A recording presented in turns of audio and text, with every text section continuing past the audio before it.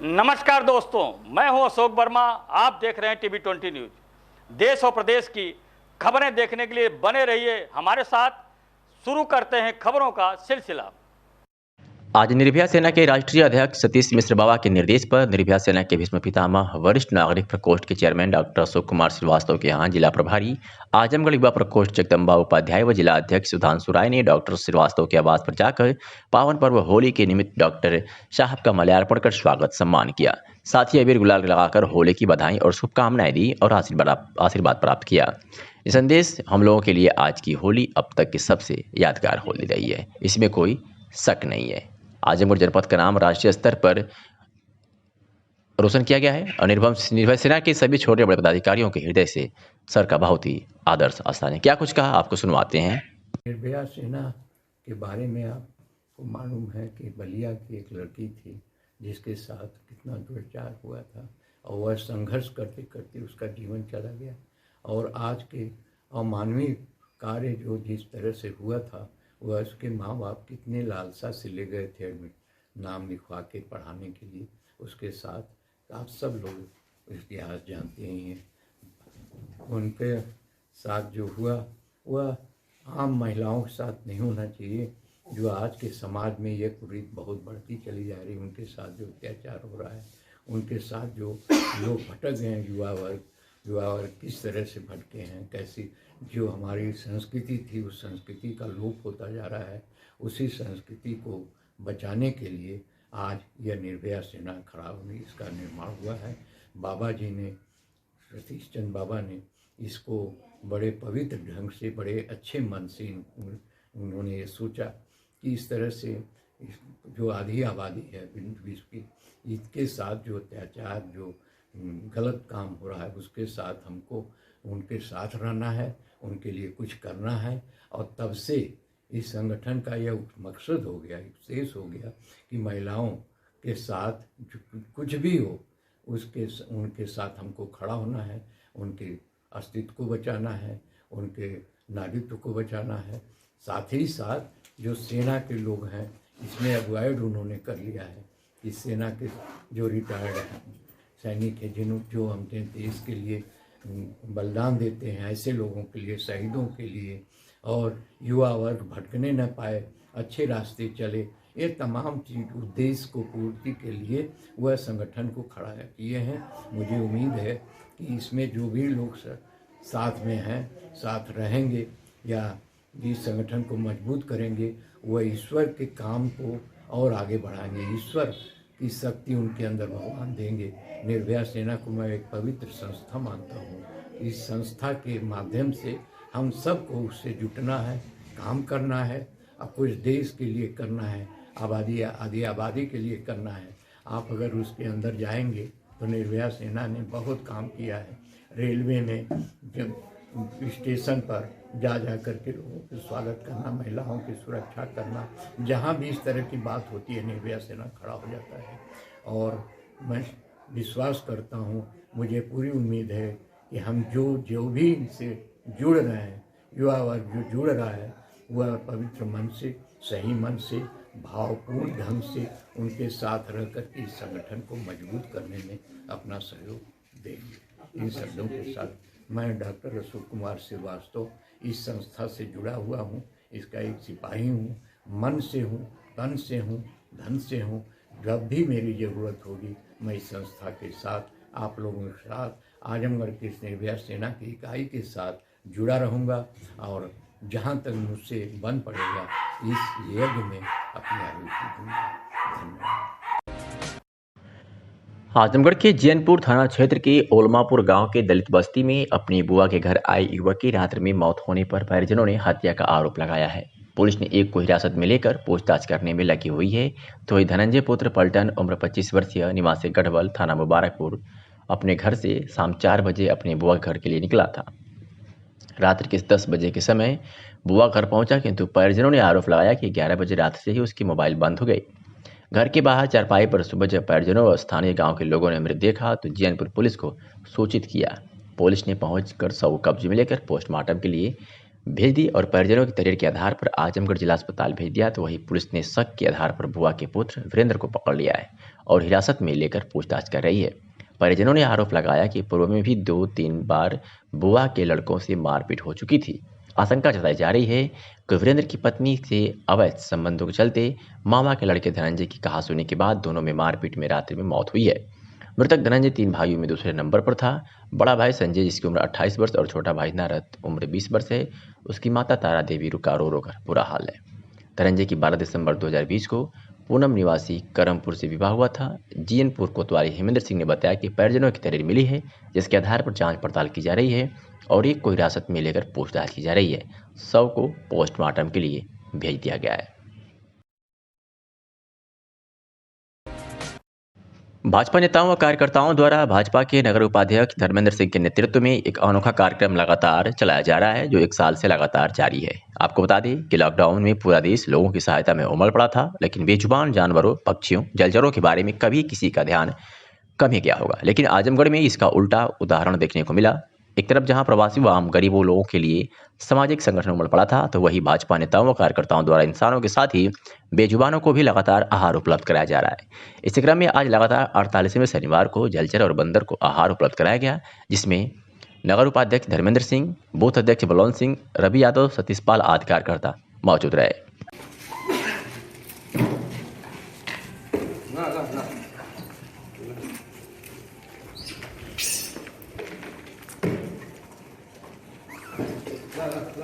एक मिनट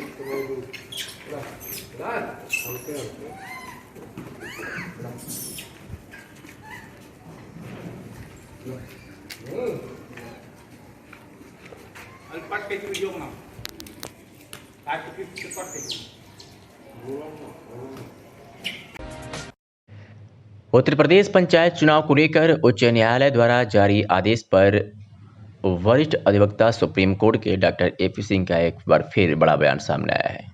उन्होंने कहा है कि सर्वोच्च न्यायालय में लोग याचिका दाखिल नहीं करना चाहते हैं, क्योंकि लोगों को यह अंदेशा है कि याचिका दाखिल करने से दूसरी जात के वोट बैंक नाराज हो सकते हैं। और क्या कुछ कहा डॉक्टर एपी सिंह ने, आपको सुनवाते हैं। उत्तर प्रदेश पंचायत चुनाव को लेकर जो आज उच्चतम न्यायालय की लखनऊ बेंच में रिव्यू डिसमिस हुई है, उसमें सबसे बड़ी समस्या तो रिव्यू था। रिव्यू का एक लिमिटेड दायरा होता है। अब विषय होता है जैसा कि लोगों की मांग है, लोग चाह रहे हैं, लोगों की इच्छा है कि इसकी इलेक्शन को, नोटिफिकेशन को चैलेंज किया जाए माननीय सर्वोच्च न्यायालय में। तो विषय यहाँ ये पैदा होता है कि ऑब्जेक्शन तो लगाए लोगों ने, आपत्तियां तो दाखिल की, अब वो आगे इसलिए भी नहीं आना चाह रहे कि माननीय सर्वोच्च न्यायालय में याचिकाकर्ता नहीं बनना चाह रहे। वो चाहते हैं 95 बेस रहे या 15 बेस रहे, उनकी विभिन्न अपनी अपनी इच्छाएं हैं, आकांक्षाएं हैं, राजनीतिक इच्छाएं होती हैं। लेकिन उन्हें ये लग रहा है कि अब जो हम याचिकाकर्ता यदि बनते हैं तो हमारा वोट बैंक, जो दूसरी जातियों के वोट बैंक है, जो गांव में दूसरी जाति के वोट बैंक है, कि अभी इस बार नहीं अवसर मिला तो अगली बार के लिए, क्योंकि राजनीतिक इच्छा शक्ति में चुनाव 5 साल का नहीं, अगली बार के लिए भी आदमी सोच के रखता है जब लड़ता है। तो उसे ये लग रहा है कि यदि मैं याचिकाकर्ता माननीय सर्वोच्च न्यायालय में बना इस चुनाव को लेकर, तो मेरी दूसरी जाति के याचिका में क्या होगा नहीं होगा एक अलग विषय, लेकिन मेरी दूसरी जातियों के जो वोट हैं, वो जो हमारी वोट बैंक है, जो हमें साथ दे रही, जो अभी हमें सहयोग दे रही, जो हमारे साथ अभी है इस हालात में, तो वो नाराज हो जाएंगे। तो आगे के लिए उनके लिए प्रॉब्लम आएगी, उनके लिए समस्या आएगी, तो उनका वोट बैंक घटेगा। तो ये याचिका ना लगाने के प्रति जो आप लोगों के सवाल हैं, याचिका लग जाए, कोई लगा दे, याचिका लग के निपटारा हो जाए, उनके पक्ष में फैसला हो जाए, नोटिफिकेशन स्टे हो जाए, ये तो सब चाहते हैं। लेकिन याचिकाकर्ता को इसलिए नहीं बनना चाह रहा है कि उनकी अपनी, जब पता चल जाएगा याचिकाकर्ता बनेगा तो ओपन हो जाएगा, खुलेगा, वो पब्लिक डोमेन में आएगा, मीडिया में आएगा, तो उन्हें ये लग रहा है कि उनकी वोट बैंक यदि नाराज हो गई तो उनके आगे के चुनाव के लिए भी कहीं ना कहीं गलत हो, क्योंकि लिमिटेड दायरा होता है। ग्राम पंचायत है, जिला पंचायत, इन सबका लिमिटेड दायरा होता है, लिमिटेड वोट बैंक होती। तो वोट बैंक जातिगत आधार, ग्राम पंचायत के चुनाव में जातिगत समीकरण बहुत अधिक मायने रखते हैं तुलना में संसद और विधानसभा के चुनाव में। उनमें इतना जातिगत नहीं आता है, रेशियो, लेकिन ग्राम पंचायत और इनमें जातिगत आंकड़े बहुत मजबूत होते हैं। तो जातिगत आंकड़ा नाराज ना हो जाए, उनकी अपनी वोट बैंक ना नाराज हो जाए, इस बात को लेके वो ज्यादा परेशान रहते हैं। चाहते हैं याचिकाओं के द्वारा फाइल, लेकिन याचिकाकर्ता ना बने, याचिकाकर्ता बनना ना पड़े, चुपके हो जाए, अंदर हो जाए, अंडरग्राउंड हो जाए, सीधे केवल डॉक्टर एपी सिंह से बात करते करते हो जाए, उनसे बातचीत करते करते हो जाए, क्योंकि ऑब्जेक्शन भी उन्होंने लगाए, वो भी लगाए, उनको भी ज्यादा ऊपर नहीं करना चाहते, क्योंकि उसने अपनी वोट बैंक को खतरा है। ये इसमें अवश्य समझने की बात है, इसीलिए ये अवरोध पैदा हो रहा है। आगामी त्रिस्तरीय पंचायत चुनाव के दृष्टिगत पुलिस महानिरीक्षक वाराणसी परिक्षेत्र वाराणसी द्वारा जनपद के समस्त अधिकारियों एवं थाना प्रभारीगण के साथ बैठक की गई और आवश्यक दिशा निर्देश किए गए। आपको बता दें कि पुलिस महानिरीक्षक वाराणसी परिक्षेत्र वाराणसी एसके भगत द्वारा जिलाधिकारी संजीव सिंह व पुलिस अधीक्षक अमित कुमार की उपस्थिति में जनपद के समस्त अधिकारियों एवं थाना प्रभारीगण के साथ पुलिस लाइन चंदौली स्थित सभागार कक्ष में आगामी त्रिस्तरीय पंचायत चुनाव के संबंध में गोष्ठी समीक्षा बैठक आयोजित की गई। बैठक में उपस्थित सभी अधिकारियों को निर्वाचन आयोग, शासन एवं उच्च अधिकारियों के आदेशों निर्देशों से अवगत कराते हुए 100% अनुपालन कराने, अपराधों पर प्रभावी अंकुश लगाने व जनता की समस्याओं का शीघ्रतन निस्तारण करने, स्ट्रीटरों व टॉप 10 जिलाबद्ध अपराधियों पर सतर्क निगरानी रखने एवं वांछित वारंटियों की 100% गिरफ्तारी करने, आग्नेयास्त्र को जमा कराने, चुनाव प्रक्रिया में किसी भी प्रकार की बाधा उत्पन्न करने वाले संभावित अराजक तत्वों के विरुद्ध आवश्यक वैधानिक कार्रवाई किए जाने तथा जनपद में पुलिस की छवि व्यवहार कुशल बनाए रखने आदि महत्वपूर्ण बिंदुओं सहित मतदान को निष्पक्ष, सकुशल एवं शांतिपूर्ण तरीके से भयमुक्त वातावरण में जारी कोविड प्रोटोकॉल का पालन कराते हुए संपन्न कराए जाने के संबंध में आवश्यक दिशा निर्देश दिए गए। साथ ही ये भी निर्देश दिए गए कि जो संवेदनशील मतदान केंद्र के गांव मजरे हैं उनका लगातार संबंधित क्षेत्राधिकारी के नेतृत्व में पर्याप्त पुलिस बल के साथ भ्रमण फ्लैग मार्च करते रहें तथा आदर्श आचार संहिता का उल्लंघन करने वालों के विरुद्ध आवश्यक कार्रवाई की जाए। इस बाबत क्या कुछ कहा पुलिस उप महानिरीक्षक वाराणसी परिक्षेत्र वाराणसी एसके भगत ने, आपको सुनवाते हैं। ऐसा है कि आप अवगत हैं कि अधिसूचना जारी हो गई है और आज से प्रथम चरण का नामांकन भी शुरू हो गया है और मैं बनारस रेंज ज्वाइन करने के बाद विभिन्न सभी जनपदों में भ्रमण करके वहाँ चुनाव की तैयारियों की समीक्षा कर रहा हूँ। अभी हाल में ही एडीजी साहब ने वीसी करके विस्तृत निर्देश जारी किए थे, सभी को बताए थे। चुनाव की तैयारियों की समीक्षा उन्होंने किया था और जो है मैं भ्रमण करके लोकल लेवल पे सारे इंस्पेक्टर्स और सीओज़ पे को डायरेक्शंस भी जो ऊपर मुख्यालय से आए हैं प्लस जो एडीजी साहब के वीसी में जो निर्देश थे उसकी कंप्लायंस कितनी ग्राउंड पे हो रही है उसकी समीक्षा करने के लिए आया हूँ। पाया कि जो है एसपी चंदौली और उनकी टीम जो है और डीएम साहब भी हैं, काफ़ी एक टीम भावना के साथ काम करते हुए काफ़ी अच्छी तैयारी कर रखी है इन लोगों ने और जो है जो छोटी मोटी कमियां थी और जो जहां जहां लैकिंग थे उन सबको अवगत करा दिया गया है और अगले 3-4 दिन के बाद जो है पुनः जब समीक्षा होगी तो ये देखा जाएगा कि इन लोगों ने वो कमियों को पूरा कर लिया है कि नहीं। आप चूँकि आपका जनपद अंतर्राज्यीय सीमा पे भी स्थित है और प्लस पूर्व में नक्सल प्रभावित भी रहा है तो उसके मद्देनज़र जो भी निर्देश थे, चूँकि मैं भी यहाँ पे एसपी जो चंदौली रह चुका हूँ तो अपनी अनुभव साझा किया हूँ और इन लोगों को अवगत कराया हूँ कि किसी भी फ्रंट पे लापरवाही या लेड बैक अप्रोच नहीं रहनी चाहिए और जो है प्रयास हम लोग का पूरा रहेगा कि निष्पक्ष और शांतिपूर्ण ढंग से यहाँ चुनाव संपन्न हो जाए। Thank you. पंचायत चुनाव के चलते बंद रहेगा गांधी शताब्दी स्नातकोत्तर महाविद्यालय कोयलसा, प्राचार्य ने छात्रों से किया अनुरोध। बता दें कि बुरहानपुर क्षेत्र के गांधी शताब्दी स्नातकोत्तर महाविद्यालय कोयलसा के प्राचार्य डॉक्टर जेपी मिश्रा ने प्रेस वार्ता का आयोजन किया, जिसमें उन्होंने कहा कि पंचायत चुनाव के चलते महाविद्यालय के प्रधानाध्यापकों की ड्यूटी सेक्टर मजिस्ट्रेट के पद का प्रभार सौंपा गया है। इसके चलते महाविद्यालय के प्रधानाध्यापक शैक्षणिक कार्य नहीं कर पाएंगे। साथ ही महाविद्यालय में पंचायत चुनाव के चलते विकासखंड कोयलसा द्वारा महाविद्यालय परिसर को भी पंचायत चुनाव के लिए अधिकृत कर लिया गया है। यहीं से पोलिंग पार्टी रवाना की जाएगी। साथ ही 10 अप्रैल को बीएससी एसजी की सेकेंड सेमेस्टर की परीक्षाएं स्टार्ट हो जाएंगी। ऐसी स्थिति में शैक्षणिक कार्य करा पाना असंभव दिखाई दे रहा है, जिसके चलते महाविद्यालय पंचायत चुनाव के बाद ही खुलेगा। छात्रों से अनुरोध किया गया है कि जो भी छात्र छात्राएं पुस्तकालय से पुस्तक ले गए हैं वे लोग 25 अप्रैल तक पुस्तकालय में पुस्तक जमा करें, नोटिस प्राप्त कर लें। साथ ही स्कूल मुक्त के लिए सादे कागज पर अपना नाम, पिता का नाम, कॉलेज परिचय पत्र, आधार कार्ड की छाया प्रति, प्रवेश रसीद की छाया प्रति के साथ फीस काउंटर पर जमा कर दें। जहां से रसीद प्राप्त किए हैं उसी काउंटर पर शुल्क मुक्ति आवेदन पत्र जमा कर दें। BSc प्रथम व द्वितीय वर्ष की परीक्षा 10 अप्रैल से होनी है। जिन छात्रों को इस संबंध में जानकारी प्राप्त करनी है वो अपने प्रधानाध्यापक से संपर्क करके जानकारी प्राप्त कर लें। ये बातें विद्यालय के प्रधानाचार्य डॉक्टर JP मिश्रा ने कही है। और क्या कुछ कहा, सुनवाते हैं। जिला कांग्रेस कमेटी के पदाधिकारियों ब्लॉक अध्यक्षों की बैठक एम डिग्री कॉलेज में जिला अध्यक्ष प्रवीण कुमार सिंह की अध्यक्षता में संपन्न हुई। बैठक में आजमगढ़ कांग्रेस पंचायत चुनाव के अध्यक्ष सुमन कुमार सिंह भी उपस्थित रहे। बैठक में पंचायत चुनाव में क्षेत्रवार प्रत्याशियों के चयन और चुनावी रणनीति पर विचार विमर्श किया गया। जिला अध्यक्ष प्रवीण कुमार सिंह ने कहा कि पंचायत चुनाव में सभी ग्रामवासियों को जो जिम्मेदारी दी गई है उसका वह पूरी क्षमता से निर्वहन करेंगे। कांग्रेस के अधिकृत प्रत्याशी के विरुद्ध चुनाव लड़ने या अधिकृत प्रत्याशी के विरुद्ध किसी भी तरह का प्रचार करने वाले कांग्रेस के किसी भी नेता कार्यकर्ता को बख्शा नहीं जाएगा, उसके विरुद्ध सख्त अनुशासनात्मक कार्रवाई होगी। कांग्रेस पंचायत चुनाव कमेटी के अध्यक्ष सुमन कुमार सिंह ने कहा कि 5 अप्रैल 2021 को पार्टी जिला पंचायत प्रत्याशियों की पहली सूची जारी कर सकती है। काफी नामों पर पंचायत चुनाव कमेटी निर्णय ले चुकी है। उन्होंने कांग्रेस जनों का आह्वान किया कि पूरी ताकत के साथ प्रत्याशियों के समर्थन में काम करें। आज की बैठक आपकी किस लिए आयोजित थी? इस समय पूरे प्रदेश में जो है पंचायत राज व्यवस्था के त्रिस्तरीय चुनाव का माहौल चल रहा है। उस संदर्भ में सारी राजनीतिक पार्टियां अपने कार्यकर्ताओं के बलबूते से मैदान के क्षेत्र में उतर रही हैं। उसी परिवेश में हम कांग्रेस पार्टी के लोग अपने कांग्रेस के सभी सम्मानित साथियों के साथ आज हमने बैठक की और बैठक करके पूरे जनपद के जितने भी जिला पंचायत क्षेत्र हैं सारे क्षेत्रों से जो नाम आए हुए हैं उन नामों पे चर्चा की गई। उन नामों पे गहनता से विचार विमर्श किया गया।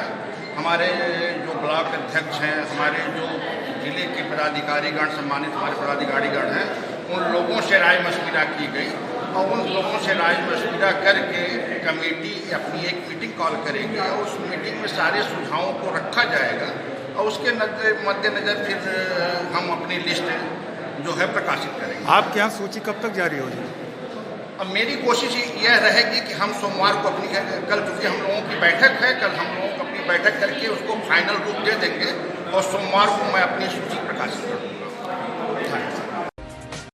महाराजगंज जिले के फरिंदा थाना क्षेत्र के भारीवैसी गांव में रिश्तों को शर्मसार करने वाली घटना उस समय सामने आया जब कलयुगी पोते ने पेंशन के पैसे लेने को लेकर अपनी दादी को लाठी डंडे से पीट कर मौत के घाट उतार दिया। बुरी तरह जख्मी 70 वर्षीय सहोदरा देवी को आनंद फानन में परिजनों द्वारा सामुदायिक स्वास्थ्य केंद्र कैंपियरगंज ले गए, जहां पर डॉक्टरों ने उसे मृत घोषित कर दिया। वही दादी की मौत के बाद आरोपी पोता मौके से फरार हो गया। सूचना पर पहुंची पुलिस ने शव को कब्जे में लेकर पोस्टमार्टम के लिए भेज दिया है। आरोपी पोते के खिलाफ पुलिस मुकदमा दर्ज कर तलाश में जुट गई है।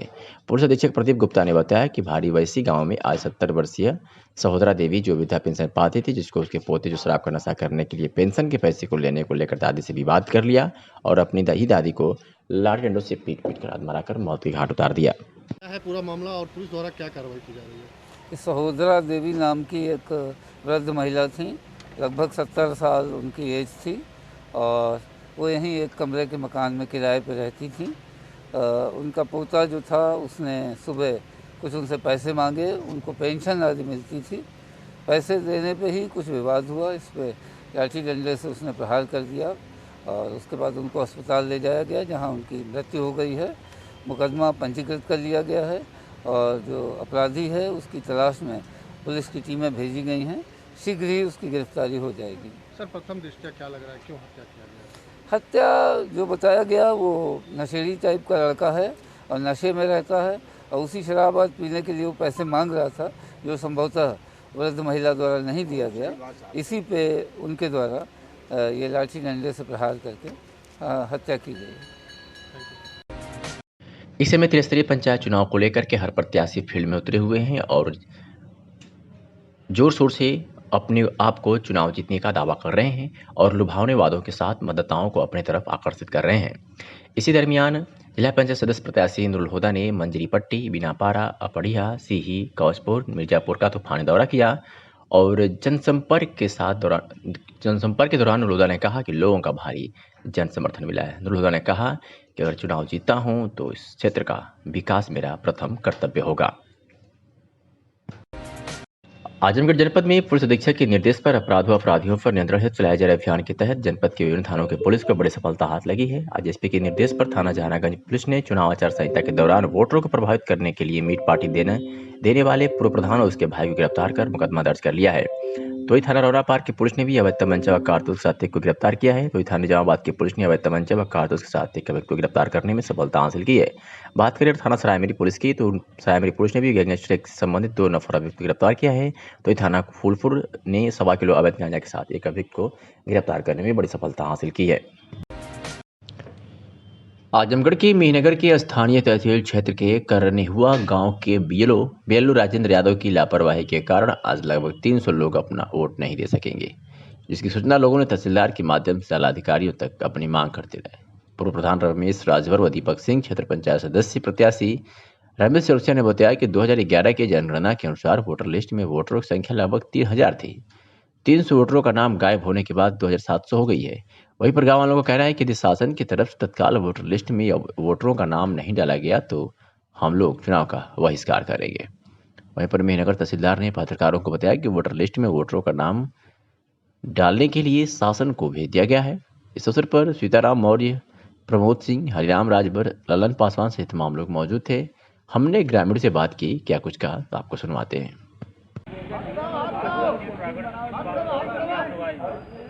सर, हम लोग वोटर लिस्ट की समस्या से ग्रसित हैं सर, और वोटर लिस्ट का हम लोगों का जो 300 लोगों का नाम काटा गया था, और वह नाम हम लोगों का सर्वे होकर के चला गया था पर्यवेक्षक और बीएलओ द्वारा। फिर उस जांच को लेकर के डीएम के द्वारा या वहां से आजमगढ़ से भेजा गया फिर जांच के लिए। लेखपाल साहब जांच किए और जांच करने के बाद वह कागज़ अभी तक जिला पे भेजा नहीं गया फीडिंग के लिए, ऐसा हमको लोग बताए। उन्होंने आश्वासन दिया हमको कि हम लोग जांच और फीडिंग के लिए कागज़ भेज दिया गया है, आप लोगों को संतोष दिलाते हैं हम लोग कि आप लोग मतलब चले जाइए यहाँ से, और आप लोगों का मतलब कागज़ भेज दिया गया है। कम से कम वही सर 17 दिन है, लगभग 17 दिन है वोटर लिस्ट मतलब हम लोग का चुनाव। सर, हमको तो अभी भी शक लग रहा है सर, क्योंकि 300 लोगों का जो नाम काटा गया सर। जैसे सर हम लोग कल आए, तहसील में आए, तो हमारे यहाँ के जो इनको चार्ज दिया गया है, उनका नाम मौर्य जी है, कल्पनाथ मौर्य, और कल्पनाथ मौर्य और हमारे गांव के महेंद्र यादव प्रधान जी, ये लोग मिल के आपस में बंद कमरे में बैठ के बात कर रहे थे। फिर हम लोग को वहीं से डर लग गया कि मतलब ये पता नहीं सूची भेजेंगे कि नहीं भेजेंगे। ठीक है, जब हमारे गाँव के रमेश चौरसिया जो प्रतिनिधि थे एक हैं, वह जब जाके बात करना शुरू किए तो वह इनको अपने मुंह से इतना भद्द भाषा बोले कि उसकी कोई कहने का मतलब वो नहीं है। अगर हमारा अगर ये नाम अगर नहीं जुड़ेगा तो हम कुछ भी कर सकते हैं, क्योंकि हम किसी का बिकाऊ घोड़ा नहीं है। हरिराम राजभर हम जी करने हुआ, हम कुछ भी करने के तैयार हैं। अगर हमारा कोई प्रधान हो चाहे कोई भी अधिकारी हो, अगर हमारा नाम नहीं जुड़ा रहेगा तो हम कुछ भी कर सकते हैं। उसके लिए हम पीछे अपना कदम नहीं हटाएंगे, जिसको जो करना है कर लेगा।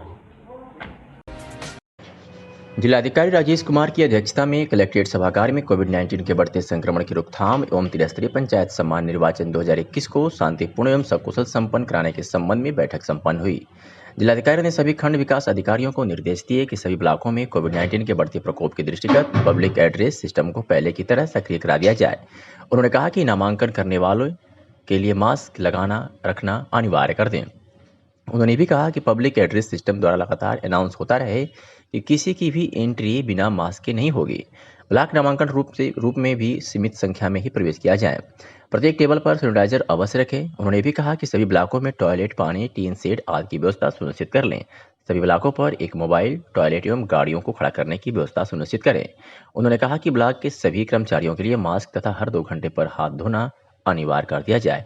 उन्होंने समस्त खंड विकास अधिकारी को निर्देश दिया कि सभी ब्लॉकों में प्रत्येक 2 घंटे पर कर्मचारियों को याद दिलाने के लिए वर्जर की व्यवस्था करना सुनिश्चित करें।